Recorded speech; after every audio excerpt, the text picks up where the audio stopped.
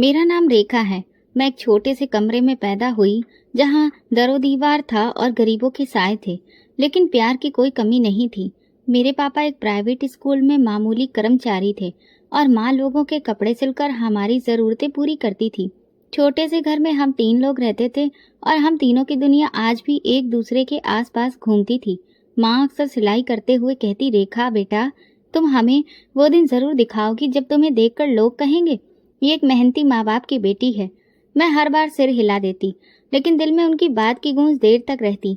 पापा का चेहरा हर शाम थका हारा हुआ होता, लेकिन जब वो मेरा रिपोर्ट कार्ड देखते तो आंखों में चमक आ जाती। मेरी बेटी एक दिन बड़ी अफसर बनेगी, देख लेना, वो गर्व से कहते, और मैं खामोशी से दिल ही दिल में वादा करती कि उनका सपना अधूरा नहीं रहना चाहिए। हम में से किसी ने भी कभी शिकायत नहीं की। फाके के दिन देखे और पतझड़ के मौसम के थपेड़े भी खाए, लेकिन हार नहीं मानी। पापा हमेशा कहते, गरीब वही है जो हार मान ले, जो लड़े वही राजा है।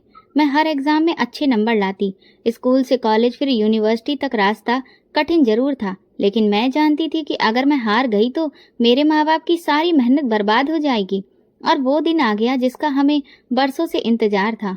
मेरा एमए का रिजल्ट आया। मैं ना सिर्फ पास हुई थी, बल्कि बहुत अच्छे नंबरों से पास हुई थी। सरकारी रिकॉर्ड में मेरा नाम आया था। मेरी आंखों से खुशी के आंसू रुकने का नाम नहीं ले रहे थे। मैं बार बार अपनी मार्कशीट देख रही थी, जैसे अभी भी यकीन नहीं आ रहा हो। पापा को बताऊंगी तो वो कितने खुश हो जाएंगे, मैंने खुद से कहा, और तुरंत दरवाजे की ओर बढ़ी। दिल तेजी से धड़क रहा था, खुशी में। मैं जानती थी कि पापा ये खुशखबरी सुनते ही मुझे गले से लगा लेंगे। दरवाजे पर दस्तक की आवाज आई। मुझे लगा कि पापा आ गए। उनका एक अंदाज था दरवाजा खटखटाने का, लेकिन जब मैंने दरवाजा खोला तो पापा नहीं थे। एक अजनबी खड़ा था, सांवला रंग, बिखरे बाल, चेहरे पर परेशानी। वो शायद कुछ कहना चाहता था, लेकिन शब्द गले में अटक रहे थे। जी? मैंने बेचैनी से पूछा। वो आपके पापा? उसने नजरें झुकाकर कहा, उनका एक्सीडेंट हो गया है, वो अस्पताल में है। मेरे पैरों तले से जमीन खिसक गई। मैं कुछ पल बस उसे देखती रही, जैसे वो झूठ बोल रहा हो, जैसे अभी कहेगा मैं तो मजाक कर रहा हूँ, वो बाहर ही खड़े हैं। लेकिन ऐसा कुछ नहीं हुआ। उसकी नजरें सच बोल रही थीं। क्या? कहाँ? कौन से अस्पताल में? मैंने एकदम से पूछा। आवाज कमजोर पड़ गई थी, दिल जैसे किसी ने मुट्ठी में जकड़ लिया हो। माँ कमरे से निकली, मेरी हालत देखकर परेशान हो गई। क्या हुआ? कौन है? मैं कुछ बोल न सकी। वो आदमी फिर दोहराया, उनका एक्सीडेंट हुआ है, वो अस्पताल में एडमिट हैं। माँ के हाथ से सुई गिर गई। हम दोनों रोती हुई बाहर निकली, रिक्शा रोका और तुरंत अस्पताल की ओर निकली। मैं लगातार भगवान से प्रार्थना कर रही थी।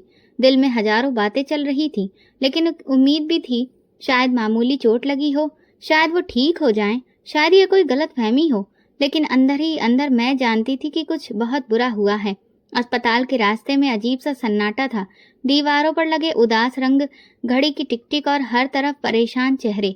हम एक स्ट्रेचर के पीछे चल रहे थे, जो गहरे पर्दे में लिपटा हुआ था। वो पर्दा नहीं, जैसे मेरी सांसों पर पड़ी हुई कोई भारी चादर थी। डॉक्टर ने हमें एक तरफ ले जाकर बिठाया।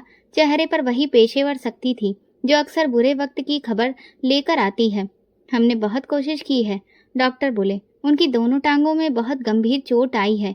एक टांग में फ्रैक्चर है और दूसरी में नर्व डैमेज है।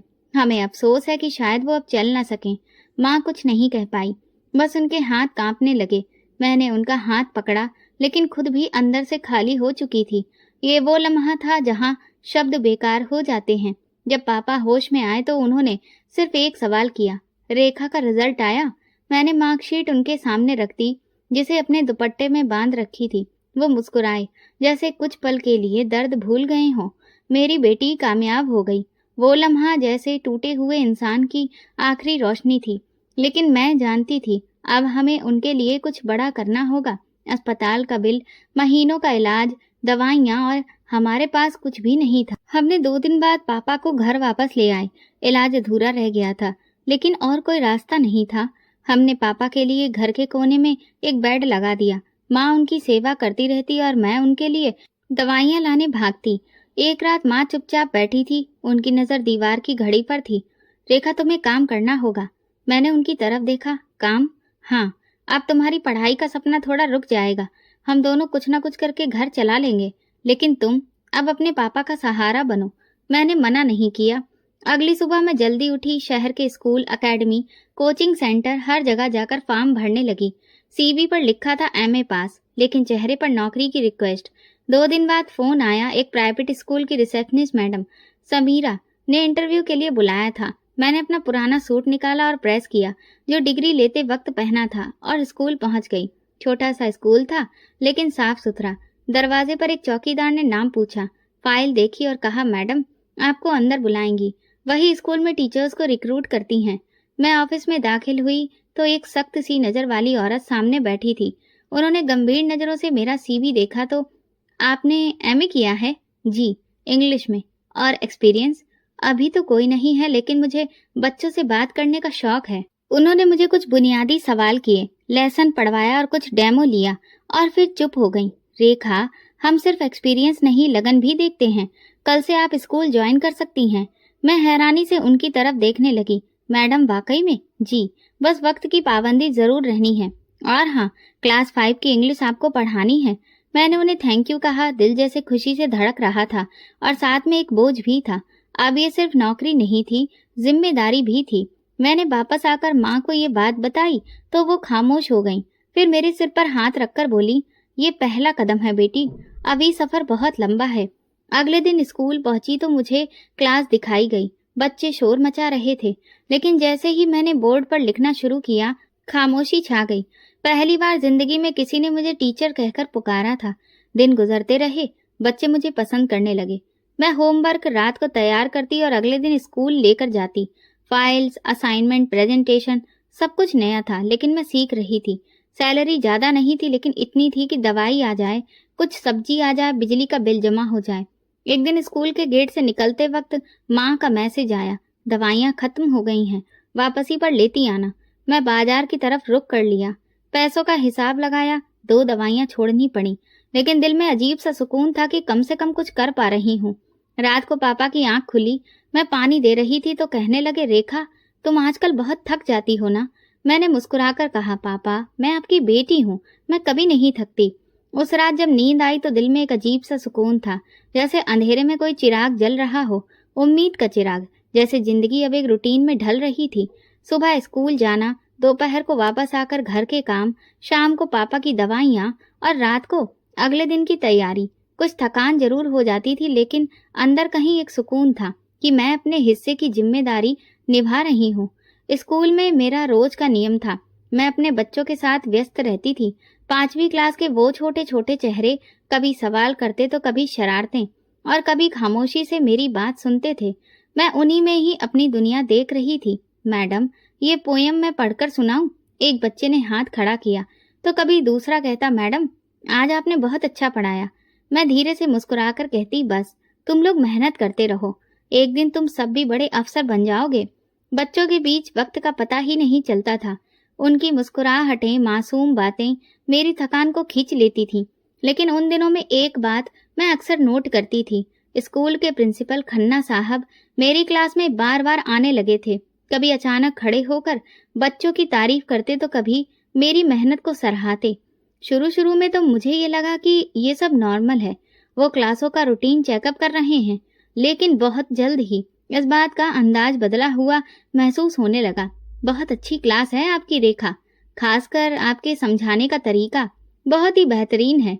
उन्होंने एक दिन क्लास खत्म होने पर कहा, थैंक यू सर, मैं कोशिश करती हूँ कि बच्चे बिल्कुल भी बोर ना हो। नहीं नहीं, आप सिर्फ कोशिश नहीं करती, आप में कुछ स्पेशल है। मैंने अपनी नजरें झुका ली, बात खत्म की और फिर क्लास से बाहर आ गई। अब ऐसा अक्सर ही होने लगा। स्कूल खत्म होने के बाद आधे घंटे तक टीचर एक्स्ट्रा रुकते थे। उसी दौरान कभी कभार वो मेरे स्टाफ रूम में पास आकर बैठ जाते। कभी मेरी नोटबुक्स की तारीफ करते तो कभी मेरी टेस्टिंग की। एक दिन मैंने देखा कि वो मेरी गैर मौजूदगी में मेरी फाइल्स देख रहे थे। मैं दरवाजे पर खड़ी होकर बोली, सर कुछ चाहिए था आपको?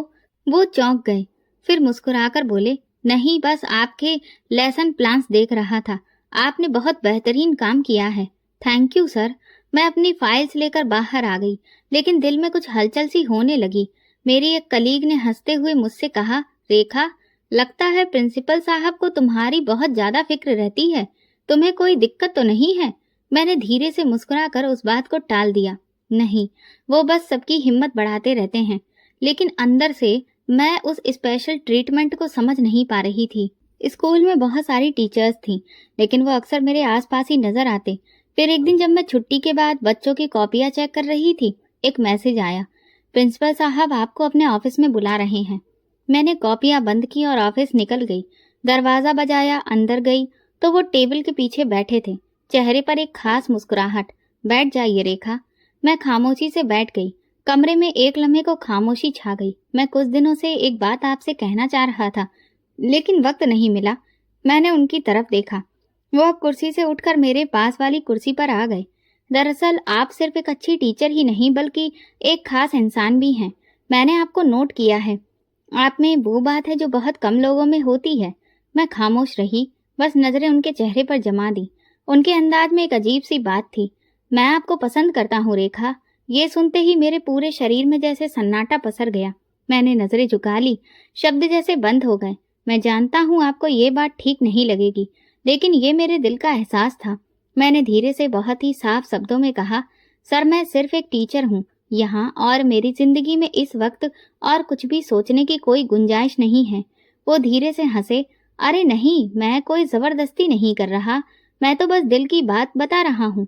लेकिन मुझे वो हंसी कुछ और ही लगी, जैसे वो दिल की बात नहीं एक एग्जाम ले रहे हों। मैं कुर्सी से तुरंत उठ गई। मुझे जाना है सर, मेरे पापा की दवा का वक्त हो गया है। वो कुछ बोलने लगे, लेकिन मैं बिना सुने बाहर निकल आई। उसी दिन पहली बार मुझे वो स्कूल जहां मैंने नई जिंदगी की शुरुआत की थी अजनबी लगने लगा, जैसे किसी ने मेरे सुकून में खलल डाल दी हो। और मैं जान गई थी कि शायद ये सब कुछ इतना साधारण नहीं था जितना दिख रहा था। अगले दिन मैं स्कूल नहीं गई। माँ को बहाना बना दिया कि मेरी तबीयत ठीक नहीं है, लेकिन असली वजह वही थी जो पिछले दिन ऑफिस में हुआ था। खन्ना सर की बातें, उनकी नजर, सब ने मुझे बेचैन कर दिया था। ऐसा कुछ भी नहीं था जिससे मैं किसी से कह सकती और ना ही खुद से छुपा सकती थी। माँ बार बार मेरे सर पर हाथ फेर कर पूछती, तुम्हें बुखार तो नहीं है? तुम्हारी आंखें लाल क्यों हो रही हैं? मैं बस अपना चेहरा मोड़ कर कहती, नींद पूरी नहीं हो पाई है माँ, इसलिए। आप फिक्र मत करिए, कल स्कूल जाऊंगी। दोपहर को स्कूल से फोन आया। माँ भी सुन रही थी। दूसरी तरफ से खन्ना सर की आवाज थी। उन्होंने नरमी से मेरी तबीयत के बारे में पूछा, हालचाल पूछा और फिर फोन बंद कर दिया। माँ ने मुझे बताया तो मैंने बस सर हिलाया, लेकिन दिल में बहुत सारे सवाल घूम रहे थे। उन्हें मेरी इतनी फिक्र क्यों हो रही है? वो माँ से बात क्यों कर रहे हैं? जैसे ही शाम हुई, दरवाजे पर दस्तक हुई। माँ ने दरवाजा खोला तो पीछे हुई और बोली, रेखा बेटा, तुम्हारे प्रिंसिपल सर आए हैं। मैं तुरंत ही दरवाजे की तरफ देखने लगी तो खन्ना सर हाथ में फूलों का गुलदस्ता लिए मुस्कुरा रहे थे। चेहरे पर वही भाव था जैसे कि कुछ हुआ ही नहीं। आपकी तबीयत की खबर मिली तो सोचा कि खुद ही आकर देख लूं। मैंने माँ की तरफ देखा। उनके चेहरे पर हैरत थी, लेकिन घर आए मेहमान को अंदर तो बुलाना ही होता है। माँ चाय बनाने का कहकर चली गई और मैं एक तरफ बैठ गई। वो मेरे सामने बैठ गए। आज आप नहीं आई तो बच्चे बेचारे उदास थे, खासकर रजत और अदिति। बार बार पूछ रहे थे कि मैम कहाँ हैं। मैंने धीरे से कहा, बस वो मेरी तबीयत थोड़ी ठीक नहीं थी। आपको काम के साथ अपना ख्याल भी रखना चाहिए। फिर वो पापा की तरफ देखकर बोले, अंकल, उम्मीद है आप जल्दी ठीक हो जाएंगे। पापा ने कमजोर सी आवाज में कहा, बस प्रार्थना करना बेटा, ये वक्त भी गुजर जाएगा। थोड़ी देर बैठने के बाद वो चले गए। जाते वक्त फिर मेरे चेहरे की तरफ देखकर बोले, तो सुबह स्कूल आएंगी ना आप? मैं आपको पिक कर लूंगा, इसी रास्ते से आता हूँ। मैंने हिचकिचाकर कहा, नहीं थैंक यू, मैं खुद ही आ जाऊंगी। अरे कोई बात नहीं है, आप जिद मत करिए, मैं आ जाऊंगा। उन्होंने माँ से इजाजत ली और फिर चले गए। उनके जाने के बाद माँ ने हैरत से कहा, कितने अच्छे इंसान हैं। दुनिया में अभी भी कुछ लोग इंसानियत निभाते हैं। मैं कुछ बोली नहीं। रात को नींद कम आ रही थी। बार बार वही मंजर मन में आता रहा, उनकी बातें, जैसे किसी अनजान रास्ते पर कदम रखा हो। अगली सुबह तैयार होकर बाहर निकली तो मोहल्ले के एक कोने पर गाड़ी खड़ी थी। मुझे देखते ही उन्होंने दरवाजा खोल दिया। रेखा, देर हो रही है। वही नरम लहजा। मैं रुकी, कुछ पल सोचा, फिर धीरे से आगे बढ़ी और दरवाजा खोलकर बैठ गई। आपको परेशान होने की जरूरत नहीं है। अरे ये तो मेरा फर्ज है, आप तो स्कूल की बहुत काबिल टीचर हैं। उन्होंने गाड़ी आगे बढ़ा दी। मैं चुप हो गई। दिल में अजीब सी बेचैनी हो रही थी। स्कूल आकर मैं जल्दी से क्लास के अंदर चली गई, जैसे कुछ छुपा रही हूँ। उस दिन के बाद बस ये तो रोज का हो गया। वो रोज ही मुझे लेने आ जाता। पहले मैं इनकार करती रही, लेकिन फिर उसके बार बार कहने पर मैं हार गई। माँ को भी सब कुछ सामान्य लग रहा था। सही है बेटा, काम आप कम से कम तुम आराम से पहुंच जाती हो। लेकिन मुझे एहसास होने लगा था कि ये सफर सिर्फ रास्ते का नहीं रहा था, बल्कि कुछ और भी था जो धीरे धीरे मेरे आसपास लपिट रहा था। उस दिन वो मुझे स्कूल के दरवाजे पर उतार कर बोले, कल जरा वक्त से निकलना, मुझे थोड़ा जल्दी जाना होगा। मैं इस बात में सिर हिलाया और अंदर चली गई, लेकिन दिल में बहुत सवाल उठ रहे थे। ये नरमी, ये ज्यादा ध्यान देना, ये लगातार बातचीत, क्या ये सिर्फ फिक्रमंदी है या फिर कुछ और? मैं नहीं जानती थी, लेकिन ये जरूर जानती थी कि सब कुछ पहले जैसा नहीं रहा और शायद कोई खतरा पास ही था। स्कूल का माहौल सुकून से भरा था। बच्चे क्लास में अपने काम में व्यस्त रहते और साथ वाली टीचर्स अपने काम से जुड़ी बातें करती, और मैं खुद को समझा चुकी थी कि शायद खन्ना सर की नरमी सिर्फ इज्जत करने की वजह से है। वो हर दूसरे दिन कोई किताब लाकर देते, तो कभी किसी सर्टिफिकेट की फाइल मेरे हाथ में पकड़ा देते, और कभी स्टाफ मीटिंग में सबके सामने मेरे काम की तारीफ करते। आप जितनी मेहनती टीचर की बहुत जरूरत है हमें, आप पर गर्व है। और मैं हल्के से मुस्कुरा देती थी। अब स्कूल में साथ काम करने वाली टीचर्स भी इस रिश्ते को साधारण मानने लगी थी। एक दिन मैंने ध्यान दिया कि स्टाफ रूम में मेरी कुर्सी के पास वाली सीट खाली कर दी गई थी, जैसे वहां किसी और के बैठने की जगह बनाई जा रही हो। लंच के टाइम पर वो आते और चाय का कप भी लाते। कभी स्कूल की किसी पुरानी फाइल के बहाने मुझे अपने ऑफिस में बुलाते। मैंने कहा, सर इस हफ्ते बच्चों का असेसमेंट लेना है, उस बारे में भी बात कर लेते हैं। हाँ हाँ बिल्कुल, लेकिन कभी सिर्फ अपने बारे में भी बात किया करो, तुम खुद भी बहुत खास हो। इन बातों का दायरा बढ़ रहा था और मैं एक अनजान हद पर खड़ी थी। फिर वो दिन आया जिसने सब कुछ बदल दिया। सैटरडे का दिन था। स्कूल में उस दिन लगभग आधी छुट्टी हो जाती थी। बच्चे जल्दी निकल गए और ज्यादातर स्टाफ भी जा चुका था। मैं अपनी कॉपियां बैग में रख रही थी जब चपरासी आया। मैडम, आपको प्रिंसिपल सर ने बुलाया है, कुछ फाइलों पर साइन करानी है। मैं ऑफिस की तरफ गई। दरवाजा धीरे से खुला था। अंदर गई तो वो टेबल के पीछे नहीं, सोफे पर बैठे थे। आओ रेखा, बैठो। सर, कोई फाइल थी? हाँ हाँ, लेकिन पहले बैठो तो सही, तुम बहुत थकी हुई लग रही हो। हाँ, थोड़ा काम ज्यादा हो गया। मैं जैसे ही बैठने वाली थी, उन्होंने तुरंत उठकर ऑफिस का दरवाजा बंद कर लिया। दरवाजा बंद होने की आवाज साफ सुनाई दी तो मैं पलट कर बोली, सर दरवाजा क्यों बंद किया? वो धीरे से मुस्कुराए, ताकि कोई डिस्टर्ब ना करे। इतना वक्त मिला है पहली बार, मैं अपनी बात पूरी कर लेना चाहता हूँ। बात? कैसी बात? रेखा, मैं तुम्हें पसंद करता हूँ। तुम जैसी लड़की जिंदगी में एक बार आती है। तुम्हारी मासूमियत, तुम्हारी सादगी, सब कुछ। मैं पीछे हट गई। सर, ये स्कूल है, मैं यहाँ सिर्फ पढ़ाने आती हूँ, आप ऐसा मत करिए। डरने की बात नहीं है, मैं तुम्हारे लिए सब कुछ करूंगा। तुम अगर चाहो तो मैं तुरंत ही किसी दूसरे स्कूल में तुम्हारे लिए प्रिंसिपल की पोस्ट भी दिलवा सकता हूँ। तुम जैसी लड़कियां वक्त बर्बाद नहीं करती। मैंने हाथ उठाया। बस करिए सर, आपकी बातों का मतलब मैं समझ चुकी हूँ, मुझे यहाँ से जाना है। उन्होंने मेरा बाजू पकड़ लिया। इतनी आसानी से नहीं जा सकती तुम, हाथ हटा लीजिए, मैं ऐसी लड़की नहीं हूँ। उनका चेहरा एक लम्हे में बदल गया। ऐसी लड़कियां, तुम जैसी लड़कियां तो इसी काम के लिए होती हैं। इज्जत की बातें छोड़ो। मैंने पूरी ताकत लगाकर अपना बाजू छुड़ाया, कुर्सी धकेली और तुरंत दरवाजे की तरफ भागी। कुंडी खोलने में कुछ पल लगे, वो मेरे पीछे आए, लेकिन मैं भागकर सीढ़ियों से नीचे आ गई। स्कूल की बिल्डिंग सुनसान थी। बाहर निकलते ही मैं सीधे सड़क की तरफ दौड़ी। सांस तेज हो चुकी थी, आंखों के आगे धुंध छा गई थी। अचानक एक गाड़ी की रोशनी ने मेरी आंखों को चकाचौंध कर दिया। ब्रेक की आवाज से पहले मैं जमीन पर गिर चुकी थी। जब मेरी आंख खुली तो किसी गाड़ी की पिछली सीट पर थी। सामने वाले शीशे में एक बुजुर्ग आदमी की झलक दिखी। बेटा, तुम ठीक हो? ये लो, पानी पियो। मैं कहाँ पर हूँ? हाथों से बोतल पकड़ी, फिर सर हिलाकर रोना शुरू कर दिया। क्या हुआ है तुम्हें? किस हालत में हो? मैं कुछ नहीं बोली, बस आंसू बहते रहे। गाड़ी धीरे धीरे मेरे घर की तरफ बढ़ रही थी और मैं जानती थी मेरे साथ कुछ ऐसा हो चुका था जिससे मैं कभी भूल नहीं पाऊंगी। गाड़ी के अंदर खामोशी थी। बाहर सड़क पर गाड़ियों की कतारें दौड़ रही थीं, लेकिन मेरी आंखों में सिर्फ अंधेरा था। वो एक अनजान इंसान जिसकी उम्र मेरे पापा के बराबर थी, वो बार बार शीशे में देख रहे थे। बेटा, मैं तुम्हें कुछ भी नहीं कहूंगा, लेकिन अगर तुम खुद से चाहो तो बता सकती हो। उनकी आवाज में अजीब सी नमी थी। मैंने फिर धीरे से कहा, बस मुझे घर पहुंचा दीजिए। जरूर, लेकिन एक बात सुन लो, ये जो तुम पर बीता है इसमें तुम्हारी कोई गलती नहीं है, इसलिए हिम्मत मत हारना। मैंने सिर हिलाया। गाड़ी हमारे मोहल्ले के तंग रास्तों में मुड़ने लगी। दरवाजे के पास पहुंचकर मैं गाड़ी से उतरी तो उन्होंने मुझे सहारा दिया। चलो, मैं तुम्हें दरवाजे तक छोड़ देता हूँ। मैंने मना नहीं किया। दरवाजा खुलने से पहले एक पल रुकी, सांस अंदर ली और फिर दरवाजे पर दस्तक दी। माँ ने दरवाजा खोला, मुझे देखा और एकदम से घबरा गई। रेखा, ये क्या हालत है? पापा जो चारपाई पर लेटे थे धीरे से उठने की कोशिश करने लगे। क्या हुआ? कौन साथ में है? मैं अंदर गई तो बुजुर्ग अंकल ने साथ में कहा, बेटी को जख्मी हालत में सड़क पर पाया, इसीलिए घर छोड़कर जा रहा हूँ। भगवान सबका भला करे। माँ ने मेरे चेहरे पर हाथ रखा और पूछा, क्या हुआ?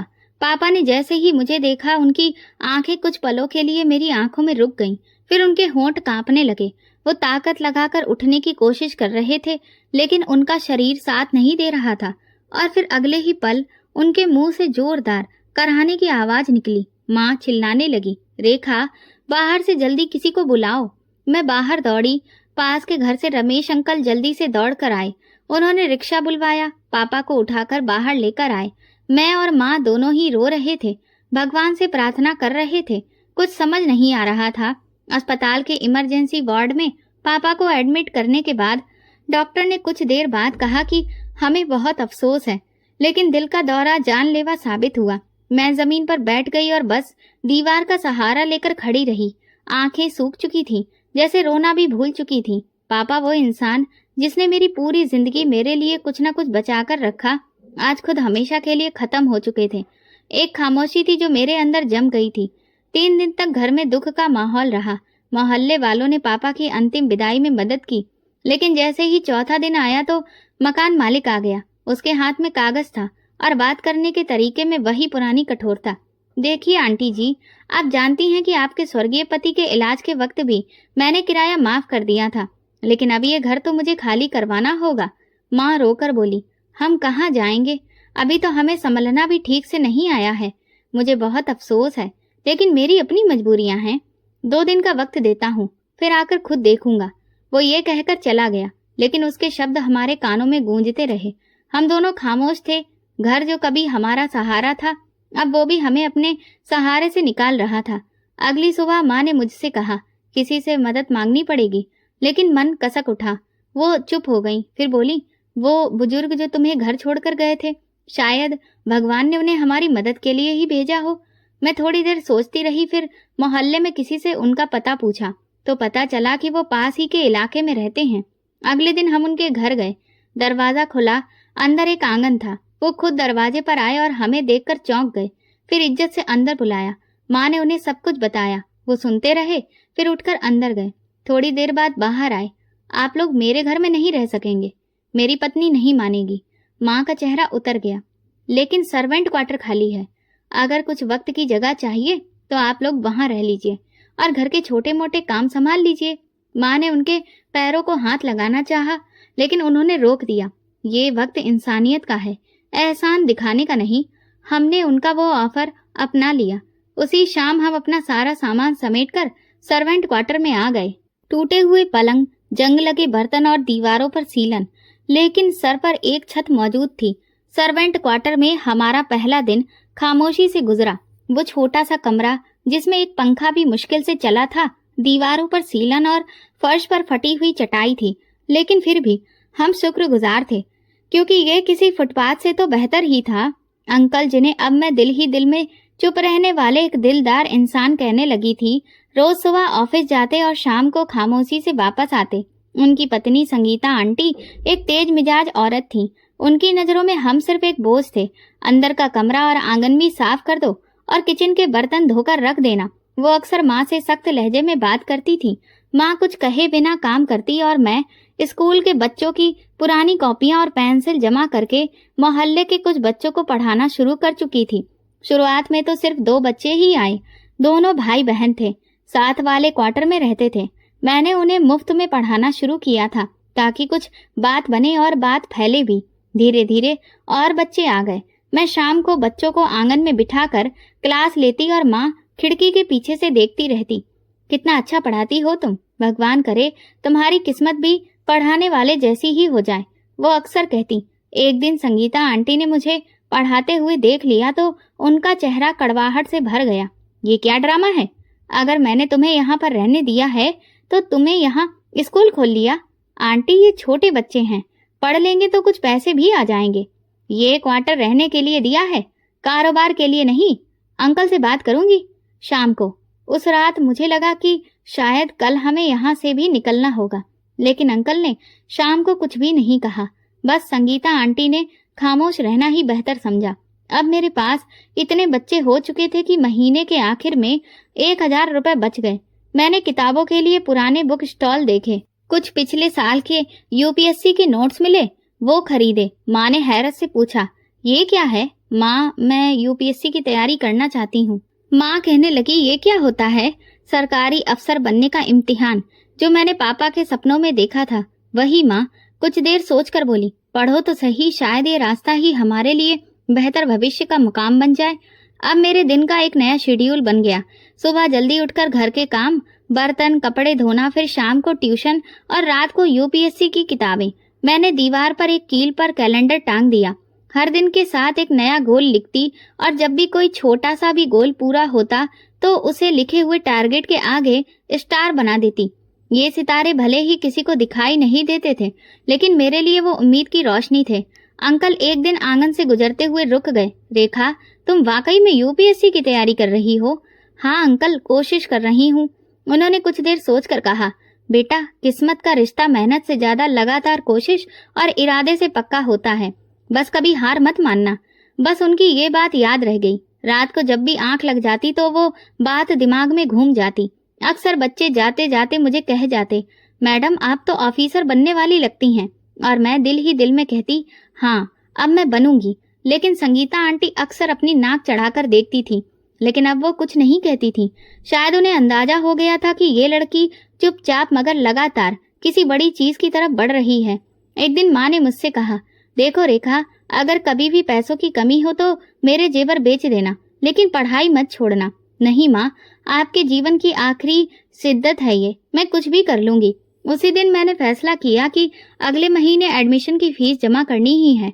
अब मेरे अंदर एक नई आग जलने लगी थी। गरीबी, बेघर होना और बेइज्जती, इन सब से निकलने का बस एक ही रास्ता था, और वो रास्ता मेरी किताबों से होकर जाता था। एग्जाम के दिन जैसे किसी जंग के दिन थे। मैंने 3 दिन पहले से ट्यूशन बंद कर दी थी। माँ ने सुबह का नाश्ता पहले तैयार करना शुरू कर दिया था। हर रोज की पहली प्रार्थना यही होती, भगवान मेरी मेहनत को बर्बाद मत करना। पहला पेपर जैसे एक तेज झोंके की तरह आया और गुजर गया। कुछ पेपर मुश्किल थे, लेकिन मैंने हिम्मत नहीं छोड़ी। आगे की पकड़ अच्छी थी, खास तौर पर इंग्लिश और करंट अफेयर्स में। जब आखिरी पेपर खत्म हुआ तो मैंने सुकून की सांस ली। माँ, लगता है अब की शायद बात बन जाए। बेटा, तेरी हिम्मत इतनी बड़ी है कि किस्मत भी मजबूर हो जाए। लेकिन किस्मत खामोश रही। रिजल्ट आने वाले दिन मैंने कैलेंडर पर लाल रंग से मार्क करके एक तारा बना रखा था। सुबह उठते ही इंटरनेट खोला, रोल नंबर ढूंढा, हर लाइन पढ़ी, लेकिन कहीं भी मेरा नाम नहीं था। मेरी सांस रुक गई, जैसे दिल एक लम्हे को बंद हो गया। दोबारा लिस्ट चेक की, फिर एक बार और, लेकिन नतीजा वही था। फाइल वापस रखकर मैंने कुछ भी नहीं कहा। माँ ने पूछा, क्या हुआ? नहीं हुआ। माँ खामोश हो गई, जैसे कि शब्दों में भी दम तोड़ दिया हो। शाम को मैंने अपनी सारी किताबें बंडल में बांधकर कोने में रख दी और चुपचाप आंगन में बैठ गई। संगीता आंटी छत से नीचे आते हुए रुक गई। तो क्या हुआ तुम्हारा? मैंने धीरे से कहा, मेरा नहीं हुआ। उन्होंने तो पहले ही कहा था कि ये पढ़ाई गरीबों के बस की बात नहीं है। वक्त बर्बाद कर दिया, अब कम से कम कुछ काम सीख लो। अगले दिन वो मेरी गैर मौजूदगी में मेरे कमरे में आ गई। जब मैं ट्यूशन पढ़ाकर वापस आई तो धुआं सा महसूस हुआ। दरवाजा खोला तो पता चला कि उन्होंने मेरी सारी किताबें आंगन में जला दी थी। ये क्या किया? नहीं, वही होना चाहिए था जो हुआ। ये किताबें नहीं, तुम्हें भटकाने का रास्ता थी। गरीबों को उसकी लिमिट की पहचान होनी चाहिए। मैंने उनकी जलाई किताबों की राख उठाकर देखी तो मेरा कैलेंडर भी जला हुआ था, वही स्टार जो मैंने हर गोल के बाद बनाए थे। मैंने वो राख हाथ में उठाई और बहुत देर तक बैठी रही। फिर अंदर जाकर खामोशी से पानी पिया। माँ ने रात को मुझे दिलासा दिया, बेटा जो जलता है वही एक दिन चमकता भी है, पर जो हार मान जाए वो कुछ भी नहीं पाता। उस रात नींद नहीं आई। इंटरनेट खोला तो देखा कि कुछ वेबसाइट्स पर पिछले साल की पुरानी किताबें आधी कीमत पर बेची जा रही थी। मैंने अपने ट्यूशन के पैसे गिनकर अलग रखे और अगले दिन पुरानी किताबों की एक नई खेप लेकर आई। अब की बार मैंने सब कुछ चुपचाप किया, ना कोई कैलेंडर, ना कोई स्टार, बस एक बोरी में किताबें, एक छोटा सा दिया और दीवार से सटी एक चटाई। रात को जब सब सो जाते मैं जाग जाती, आंगन के कोने में बैठकर किताबें खोलती और दिन भर की थकान उतारकर मेरे होठों से चुपचाप रिसने लगती। एक दिन अंकल ने मुझे देर रात पढ़ते हुए देख लिया। फिर से तैयारी शुरू कर दी है? हाँ अंकल। तो फिर चुपचाप क्यों कर रही हो? क्योंकि शोर से हिम्मत घबरा जाती है, उन्होंने मुस्कुराकर कहा। बस याद रखना, जितने ऊंचे सपने होंगे उतने ही गहरे जख्म भी मिलेंगे, लेकिन अगर हिम्मत बाकी रहे तो जख्म भी गर्व बन जाते हैं। मैंने किताब बंद करके अपने दिल में सोचा, अब की बार सिर्फ कामयाबी चाहिए, सिर्फ वही। सुबह जल्दी उठकर अपना रिवीजन किया और फिर किताबों को बंद करके वापस रख दिया। अगली किस्त की तैयारी मेरे अंदर खामोशी से चलती रही। ये वो रास्ता था जिसमें ना किसी का साया था, ना कोई सहारा, बस संघर्ष का सफर था और मैं अकेली लेकिन जिंदा। दूसरी बार का एग्जाम पहले से बेहतर गया। खर्चा थोड़ा आसान लगा और टाइम मैनेजमेंट भी ठीक रहा। मुझे लगा शायद इस बार किस्मत साथ दे दे। पिछली बार की कमियों को मैंने खुद में ही ढूंढ ढूंढ कर समझा और उन पर मेहनत भी की। पुराने सवालों की बहुत प्रैक्टिस की और कई बार रिवीजन किया। नींद भी कुर्बान कर दी थी। रिजल्ट आने के दिन मैंने कोई शोर नहीं मचाया, ना ही कैलेंडर पर कोई लाइन खींची। बस एक किसान की तरह फसल पकने का इंतजार किया, खामोशी और उम्मीद के साथ। इस बार मैंने मोबाइल पर रिजल्ट देखा, पेज लोड हुआ, रोल नंबर डाला और स्क्रीन पर नजर टिक गई, लेकिन वहां फिर से मेरा नाम मौजूद नहीं था। मेरी उंगलियां कांपने लगी, सांस जैसे अंदर ही अटक गई, आसपास की आवाजें धीमी हो गईं। मैं उसी चारपाई पर बैठ गई, नजरें स्क्रीन पर टिकी थीं, जैसे दोबारा देखने से रिजल्ट बदल जाएगा। माँ ने आकर पूछा, क्या हुआ? फिर से नहीं हुआ। ये सिर्फ 3 शब्द थे, लेकिन उनमें वो सब कुछ था जो मैंने पिछले महीनों में झोंक दिया था। इस बार मैं कुछ नहीं बोली। माँ बस मेरे पास बैठ गई। मैंने उनका हाथ पकड़ लिया, जैसे कोई बच्चा तूफान में अपनी माँ की उंगली पकड़ लेता है। अगले दिन संगीता आंटी आंगन में बैठकर बोली, वैसे मैं तो पहले ही कह रही थी, ये सब बेकार की बातें हैं, अब तो कम से कम कुछ अच्छा सीख लो। मैं चुप रही, लेकिन अगला वार ज्यादा सख्त था। 1 हफ्ते बाद मेरे पढ़ाए हुए बच्चों के माँ बाप आने लगे। कोई बहाना, कोई व्यस्तता, कहीं दूसरी जगह एडमिशन। एक एक करके सारे बच्चे हटने लगे। मैंने एक बच्चे की माँ से फिर पूछा, क्या कोई शिकायत हुई थी? नहीं, असल में संगीता आंटी ने कहा कि अब आप पढ़ाने की हैसियत में नहीं हैं। ये बात सीधे मेरे दिल में उतर गई। अब मैं खाली आंगन में बैठी थी और मेरी किताबें एक बार फिर बोरी में बंद पड़ी थी। उस रात मैंने दिया नहीं जलाया। मैं माँ के सामने बैठ गई और धीरे से कहा, माँ अब बहुत कर लिया, अब मुझसे नहीं होगा। उन्होंने कुछ कहना चाहा, लेकिन मैंने उनका हाथ रोक दिया। अब की बार हिम्मत नहीं बची है। अब कोई सिलाई सीख लेती हूँ या किसी फैक्ट्री में काम कर लेती हूँ। किताबों से अब मेरा कोई वास्ता नहीं रहा। माँ ने धीरे से कमरे में रखे एक पुराने ट्रंक से कुछ निकाला, एक छोटा सा बॉक्स। जब उसे खोलकर सामने रखा तो अंदर पापा की वो अंगूठी थी जो वे हमेशा पहनते थे। साधारण चांदी की अंगूठी जिस पर सालों की झुर्रियां पड़ चुकी थी। ये तुम्हारे पापा की आखिरी निशानी है। तुम्हें पता है मैंने कितने सालों से इसे संभाल कर रखा है? मैंने कहा, आपने तो कहा था कि चाहे कुछ भी हो जाए इसे नहीं बेचेंगी। हाँ कहा था, लेकिन अब बेचने का वक्त आ गया है। माँ मैं ये नहीं ले सकती। क्यों नहीं? ये अंगूठी बेचकर तुम अपना एक और सपना खरीद सकती हो। अगर पापा होते तो खुद तुम्हारे हाथ में पहनाकर तुम्हें बाजार लेकर जाते। मैंने अपने हाथों में अंगूठी को बंद कर लिया। धीरे से उसे देखा तो वजन बहुत हल्का था, लेकिन हाथों में लेकर लगा जैसे पूरी दुनिया पकड़ ली हो। पर माँ इस बार अगर के लिए क्या जी कर कहेंगे? अगर इस बार तुम नहीं लड़ोगी तो सारी पहले की गई मेहनत बर्बाद हो जाएगी। मैं देर तक कुछ ना बोली। अगले दिन वही अंकल जिन्होंने हमें रहने की जगह दी थी, उनके सामने वाले ज्वेलर्स की दुकान पर हम अंगूठी लेकर गए। उन्होंने तोल कर कहा, ज्यादा कीमती तो नहीं है, लेकिन किसी के लिए जरूरी लगती है। माँ ने कहा, जरूरी तो बहुत है, अब जरूरत भी हो गई है पैसों की। मैंने एडमिशन फॉर्म खरीदा और फिर से सिलेबस की किताबें। नहीं, इस बार मैंने सब कुछ फिर से जीरो से शुरू किया। लेकिन एक फर्क था, मेरे पास पापा की अंगूठी नहीं थी, पर उनकी हिम्मत का एहसास था, और यही हिम्मत मेरी तीसरी और आखिरी कोशिश की उम्मीद की बुनियाद बनने जा रही थी। इस बार एक खामोशी थी, लेकिन अंदर एक रोशनी भी जल रही थी। ना किसी को बताया, ना कैलेंडर तैयार किया, पर हर एक दिन को एग्जाम की सीढ़ी समझा और धीरे धीरे चढ़ती गई। सुबह को काम, शाम को पढ़ना और रात का आखिरी पहर सिर्फ मेरे और मेरी किताबों के लिए था। अंकल कभी कभार पूछ लेते थे, कब है तुम्हारा एग्जाम? तो मैं बस इतना बोलती, जल्दी ही है, आप मेरे लिए भगवान से प्रार्थना करिए। संगीता आंटी अब कुछ भी नहीं कहती थी। उनकी आंखों में अभी भी नरमी नहीं आई थी, लेकिन खामोशी किसी हारे हुए इंसान की पहचान बन चुकी थी। एग्जाम का दिन आया तो मैंने माँ के पुराने दुपट्टे को प्रेस किया और पुराने जूते पॉलिश किए। बोरी से निकली हुई फाइलें लेकर हाथ में निकल गई। बाहर जाते वक्त माँ ने सिर्फ एक बात कही, पिछली बार अंगूठी दी थी, इस बार दुआ दे रही हूँ, बाकी अब भगवान जो करे। पहला पेपर ठीक हुआ, दूसरा बेहतर, और जब आखिरी पेपर के बाद मैं बाहर निकली तो अंदर एक अजीब सा सुकून था। ना कुछ खास हुआ और ना कुछ बिगड़ा। महीने गुजरे, सब्र का पल्लू पकड़कर मैं दोबारा बच्चों को पढ़ाने लगी। किताबों को दोबारा बोरी में रख दिया, लेकिन इस बार उम्मीद को दिल से नहीं निकाला था। रिजल्ट ऑनलाइन आया। रात के 1 बजे मोहल्ले का एक लड़का जो पास वाले कैफे में काम करता था, दौड़ता हुआ आया। दीदी, आपका नाम लिस्ट में है, नंबर 40। मैं कांपते हुए हाथों से मोबाइल पकड़ा, स्क्रीन पर रोल नंबर डाला और वहां लिखा था मेरा नाम, रोल नंबर और सामने एक शब्द, पास। कुछ देर में आंखों के आगे सब कुछ धुंधला सा गया। मैं जमीन पर बैठ गई, मोबाइल हाथ में था, दिल जैसे जोर जोर से धड़क रहा था। माँ पास बैठी थी, मेरी हालत देखकर घबरा गई। रेखा, क्या हुआ है? मैंने धीरे से मोबाइल उनकी तरफ बढ़ाया। उन्होंने मोबाइल देखा और खामोशी से वो भी बैठ गईं। फिर वही जमीन हम दोनों के हिस्से में जैसे खुशी का सहारा बन गई। भगवान तेरा शुक्र है जो तूने ये सहारा दिया। माँ की आंखों से आंसू नहीं बल्कि प्रार्थनाएं बह रही थी। अगले हफ्ते एक लेटर आया, सरकार की तरफ से पोस्टिंग का नोटिफिकेशन था। Rekha Sharma, assistant commissioner.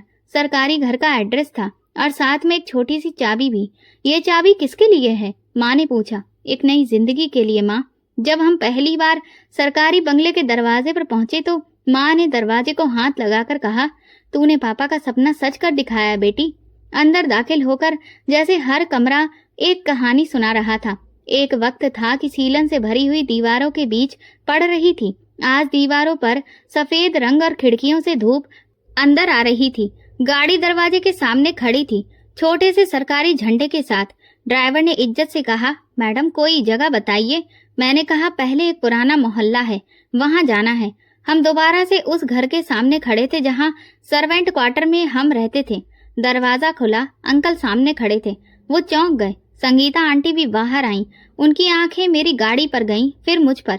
कुछ लम्हों के लिए वक्त जैसे रुक गया। रेखा, ये सब तुमने कर लिया? संगीता आंटी की आवाज दबी दबी सी थी। मैंने मुस्कुराकर कहा, हाँ संगीता आंटी, भगवान ने कर दिया है। उन्होंने मेरी तरफ बढ़कर कहा, मैंने तुम्हें रोकने की पूरी कोशिश की थी, मुझे माफ कर दो। माफ तो कब का कर चुकी थी आंटी। आपने मुझे छत दी थी और वही मेरे लिए काफी थी। अंकल ने आगे बढ़कर मेरा हाथ पकड़ा। मुझे तुम पर गर्व है बेटी। उसी दिन माँ ने उन सबको नए घर में बुलाया। मोहल्ले की औरतों के लिए भी खाना बनाया। संगीता आंटी भी आई और एक कोने में बैठी रहीं। जब मैंने उन्हें खाने के बाद कहा, चाय पियेंगी आंटी, तो उनकी आंखें भर आईं। आज मुझे लगा कि जिससे मैं मिट्टी समझ रही थी वही तो मेरा आईना थी। शाम को जब सब लोग चले गए तो माँ मेरे कमरे में आई। मैं अभी भी अपनी पोस्टिंग लेटर को देख रही थी। बेटी, तुझे किसी और का नहीं बल्कि बस भगवान का आशीर्वाद चाहिए। मैंने हंसकर कहा, माँ अब बस आप प्रार्थना करिए कि मैं उन लोगों के लिए कुछ कर सकूं जिनकी प्रार्थनाओं ने मुझे यहाँ तक पहुँचाया है। दरवाजे के कोने पर वही स्टार वाले कैलेंडर की एक कॉपी लगा दी। हर कामयाबी के बाद एक नया स्टार। लेकिन अब वो स्टार मेरे सफर के नहीं बल्कि दूसरों के सपनों के होंगे, क्योंकि मैं सिर्फ रेखा नहीं रही थी, अब मैं रोशनी बन चुकी थी। बड़े ऑफिसर्स के प्रोग्राम में शामिल होना मेरी नई जिम्मेदारियों का हिस्सा बन गया था। कभी किसी यूनिवर्सिटी में, कभी किसी अनाथालय में और कभी किसी ट्रेनिंग इंस्टीट्यूट में। उसी दिन मेरे ऑफिस में एक इनविटेशन कार्ड आया, एक स्कूल फंक्शन के लिए। बताया गया कि मुझे चीफ गेस्ट इनवाइट किया गया है। इनविटेशन कार्ड पर स्कूल का नाम लिखा था, लेकिन जैसे ही मैं स्कूल का एड्रेस पढ़ा तो कुछ लम्हों के लिए हाथ रुक गए। ये वही स्कूल था जहां मैंने अपनी पहली नौकरी की थी और वही स्कूल जहां वो सब कुछ हुआ था जिसे मैं बरसों से दफन किए बैठी थी। मैंने कुछ पल सोचकर इनविटेशन कार्ड वापस रख दिया, लेकिन बाहर सब कुछ खामोश था। मैंने तुरंत बैल बजाकर पीए को अंदर बुलाया और इनविटेशन कार्ड के बारे में पूछा तो उसने कहा स्कूल के मैनेजर ने दिया है। शाम को माँ ने पूछा कहाँ जाना है? कल एक स्कूल में बुलाया गया है, पुरानी जगह है जहाँ भगवान ने मुझे इज्जत दी थी। अब उसे इज्जत से दूसरों की सुरक्षा करना मेरा फर्ज है। अगले दिन मैं अपनी सरकारी गाड़ी में स्कूल के गेट पर उतरी। दरवाजे पर बच्चों की लाइन, हाथों में फूल और स्टाफ के लोगों के मुंह से स्वागत की बातें। मैडम रेखा, हमारे लिए बहुत गर्व की बात है कि आपने इनविटेशन को एक्सेप्ट किया। मेरी नजरें गेट के अंदर तक हर चीज को जांच परख रही थीं। वही पुरानी दीवारें, वही स्टाफ रूम, वही रास्ता, लेकिन इस बार फर्क बस इतना था कि अब मैं उस जगह की नौकर नहीं बल्कि एक जिम्मेदार ऑफिसर बनकर आई थी। प्रोग्राम शुरू हुआ, कभी डिबेट हुई तो कभी बच्चों की डांस परफॉर्मेंस, सब कुछ चलता रहा। फिर माइक पर अनाउंसर ने कहा, रिक्वेस्ट करते हैं हमारे प्रिंसिपल सर से कि वो हमारी चीफ गेस्ट को स्टेज पर बुलाएं। स्टेज की सीढ़ियों पर जैसे ही मैंने उसे देखा और हमारी नजरें मिली तो वो रुक गया। उसकी रंगत जैसे बिल्कुल नमक की तरह सफेद पड़ गई थी। मैं कुर्सी पर बैठी रही, नजरें उसके चेहरे पर जमी थीं। वो माइक तक गया लेकिन शब्द जैसे होठों से निकल नहीं पा रहे थे। हमें बहुत गर्व है कि आज हमारे स्कूल की टीचर एक काबिल ऑफिसर बन गई हैं। उसकी बातें कांप रही थीं। फिर वो अचानक चुप हो गया। मैं धीरे से खड़ी हुई और माइक पकड़कर बोलना शुरू किया। आज इस स्कूल में आकर बहुत कुछ याद आ रहा है। वो वक्त जब मैं एक छोटे से कमरे में रहकर पढ़ती थी, सपनों के साथ, लेकिन उन सपनों पर एक साया छा गया था। हॉल में एक बिल्कुल खामोशी थी। हर एक की नजर मेरी तरफ थी। कभी किसी स्कूल में ऐसा वक्त आता है जब एक टीचर को, एक लड़की को अपनी इज्जत के लिए लड़ना पड़ता है।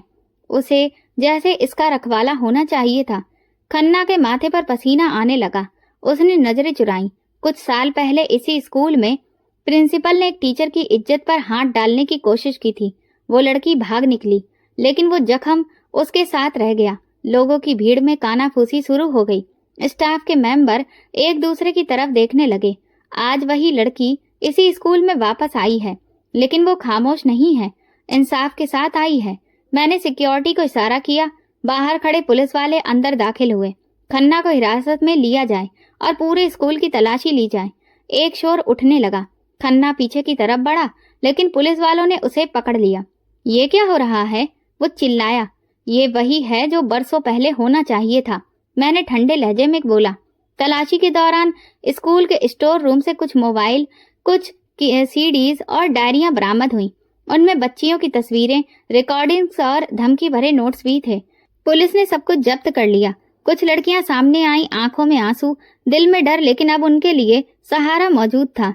खन्ना की आंखों में उस समय जो हार दिख रही थी, वो कोई अदालत भी नहीं दे सकती थी। पुलिस की गाड़ी उसे ले गई और स्कूल के गेट पर ताला लगा दिया गया। माँ ने जब रात को न्यूज देखी तो खामोशी से मेरे सिर पर हाथ रखकर कहा, इज्जत सिर्फ बढ़ाने से नहीं, बचाने के बाद आवाज बनने से भी कायम रहती है। मैंने आसमान की तरफ देखा, कुछ देर कुछ भी नहीं बोली। फिर दिल में कहा, पापा, आज एक और जंग जीत ली है, लेकिन असली जीत तब हुई जब एक लड़की जो कभी दुपट्टे में लिपटी खामोश थी, आज इंसाफ की जुबान बन गई थी। खन्ना को गिरफ्तार हुए 6 महीने हो चुके थे। अदालती कार्रवाई तेजी से पूरी हुई।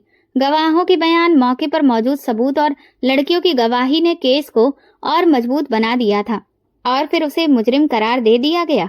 सजा 10 साल कैद बामुशक्कत। कई लोग हैरान थे कि इतना ताकतवर प्रिंसिपल जो बरसों से स्कूल पर कब्जा जमाए बैठा था, आखिर पकड़ा कैसे गया।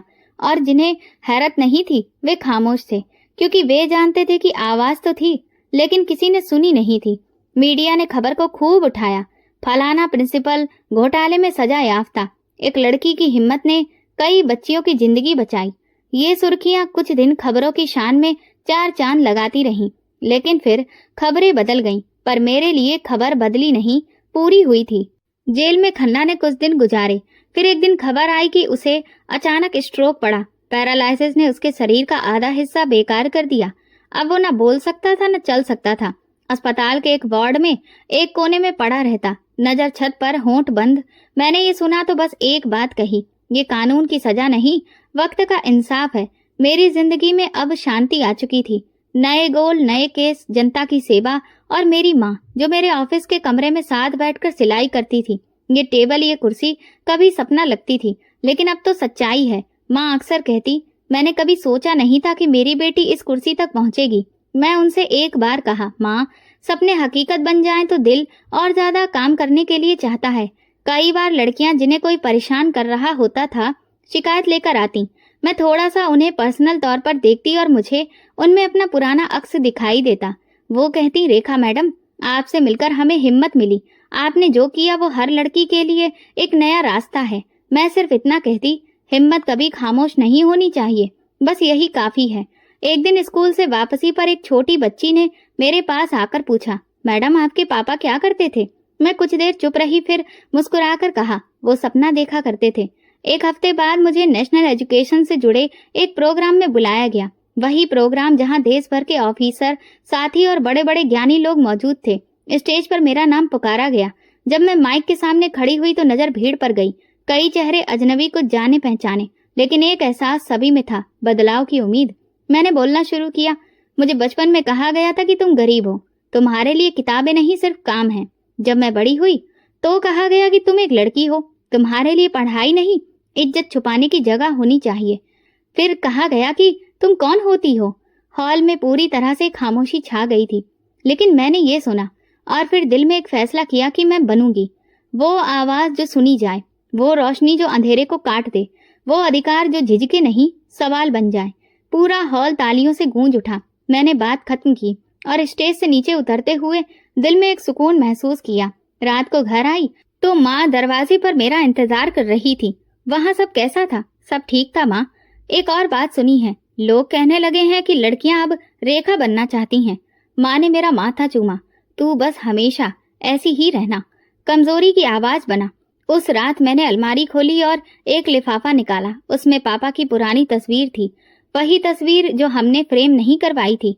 मैंने तस्वीर के पास पापा की अंगूठी रखी, चांदी की एक चेन निकाली जो अभी हाल में ही मैंने बनवाई थी। पापा, आपको बताना था कि सपना पूरा हो गया है। फिर मैंने अलमारी बंद की और खिड़की से बाहर चमकते चांद को देखा। अब मैं खुद को पूरा कह सकती थी। मैं वही रेखा हूँ जिससे एक दिन कहा गया था कि तुम सिर्फ गरीब हो, लेकिन आज मैं इंसाफ हूँ, आवाज हूँ, ताकत हूँ। और ये कोई अंत नहीं था, बल्कि ये एक नई शुरुआत थी। जुल्म, गरीबी और गलत नियत के खिलाफ खामोशी नहीं, हिम्मत और एहसास ही असली हथियार है। जो खुद पर भरोसा रखता है वो रास्तों का मोहताज नहीं होता, बल्कि वो खुद रास्ता बना देता है।